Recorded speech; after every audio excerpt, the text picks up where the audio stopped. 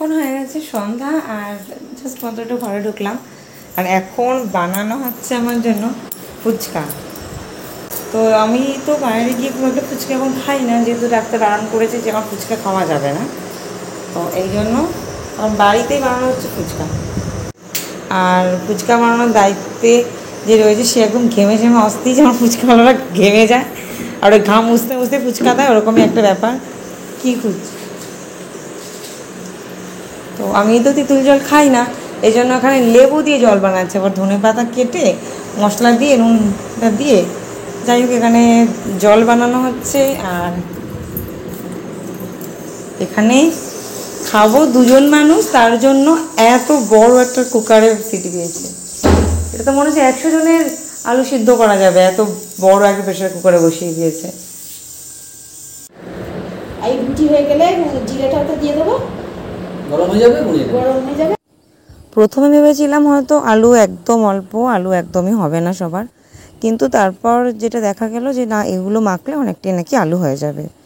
তারপর নামানোর পর একটু ঠান্ডা করে সেগুলোকে আমি চটপট ছাড়িয়ে নিচ্ছি, কারণ খেতে ভালো লাগলেও শুধু কিছু না করলে হয় যে ফুচকা ওরা বানাচ্ছে আমি খাবো, সেটা তো করলে হয় না। তাই জন্য আমি ফুচকার আলুগুলো ছাড়িয়ে নিলাম, আর এদিকে মাই ফুচকাগুলোকে ভেজে দিচ্ছে টপাটপ করে। আর দেখো কি সুন্দর গোল গোল ফুচকা রেডি হয়ে গেছে। আর ফুচকা ভাজার পর কয়েকটা এমনি পাঁপড়ও ভেজে নিচ্ছে পরে খাওয়ার জন্য। আর সামনে ফুচকা রয়েছে, একটা ট্রাই না করলে হয়, তাই শুকনো একটা ফুচকায় আমি দেখলাম যে কতটা ক্রিস্পি হয়েছে এই ফুচকাগুলো। না,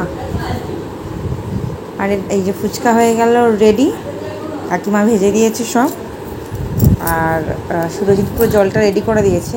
তো এখন খাওয়া যাক যে কে কটা আমরা খেতে পারি। আমি একদম ফুচকা খাওয়ার জন্য রেডি হয়ে গেছি, হাতে ফুচকা আর এদিকে জল, তার মধ্যে ভাসছে লেবু। ঠান্ডা একটু জল দিয়েছি, দারুণ লাগছে। তো আমি একা তো খাওয়া শুরু করতে পারি না, আর একজন খাওয়ার মানুষ। কি করে ফুচকা খাবো? পুরো ফুচকা হবে, হিসেব রাখতে হবে।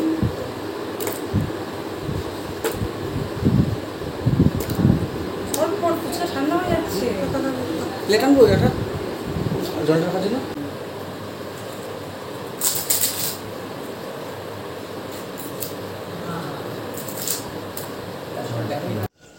বেশ মজাই লাগছে, গোল গোল টপা টপা ফুচকা, তার মধ্যে আলু মাখা দিয়ে আর তেঁতুল জল না, লেবু জল দিয়ে খেতে। আর একটা বাটির মধ্যে, একটা প্লেটের মধ্যে আলু রেখেছি, আর বাটিটাকেও প্লেটটার মধ্যে রেখে দিয়েছি যাতে বিছানায় জলটা না পড়া। সুরজিৎ ধরে আছে আর আমি টপাটপ করে খেয়ে নিচ্ছি। কিন্তু খাওয়ার সময় আমি গুনতেই ভুলে গেছিলাম যে কে কটা ফুচকা খেলাম। তো যাই হোক, এখান থেকে সবচেয়ে বড় ফুচকাটা আমি নিয়ে নিয়েছি তুলে, আর দেখো টপাটপ করে যে যত পাচ্ছে ফুচকা খাচ্ছে। আমার তো মনে হয় কাউন্ট করলে আমার থেকে বেশি সুরজিৎই ফুচকা খেয়ে নিয়েছে।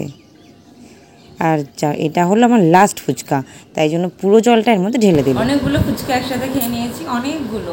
কেনা ফুচকা হলো এত খাই না, আর এটা খুব ভালো হয়েছিল। কিন্তু যেটা একটু কম হচ্ছিল সেটা হলো ছোলা, কিন্তু জলটা এত স্বাদ হয়েছে, আমি ভাবলাম যে তেঁতুল ছাড়া বুঝি ভালো হবে না, কিন্তু তেঁতুল দিয়ে যেরকম স্বাদ হয় সেরকমই স্বাদ হয়েছে। আর গাছের টাটকা লেবু পেরো, লেবুর যে গন্ধ তাতে আর কিছু লাগবে না, খুব ভালো হয়েছে, খুব সুন্দর ঝটপট করে তৈরি হয়ে গেল ফুচকা। যেহেতু সব মশলা ঘরে রেডি থাকে, এই জন্য ফুচকাটা করতেও সময় লাগলো না।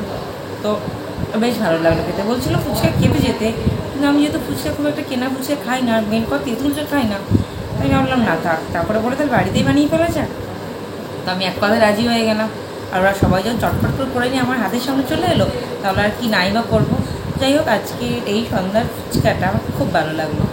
চলো আজকের মতো টাটা। এরকম শর্ট ভিডিও নিয়ে খুব মাঝে মাঝে চলে আসবো, আর বড়ো ভিডিও নিয়ে আস্তে আস্তে আসবো। তো আজকের মতো টাটা।